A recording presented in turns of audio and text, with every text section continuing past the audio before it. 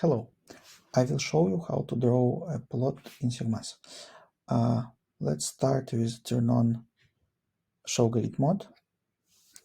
Now we will draw axes, name them,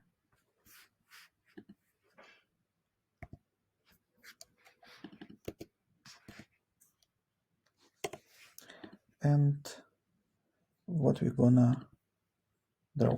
Let it be a simple parabola.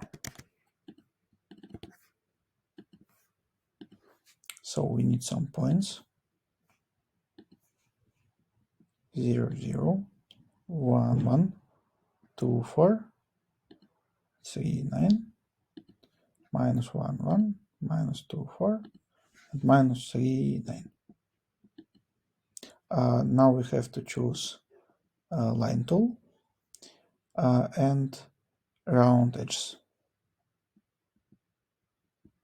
and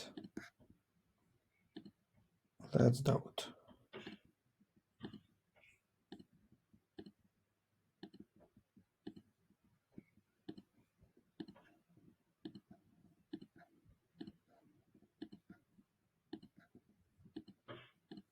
Now we can fix it a little bit, and it's pretty good.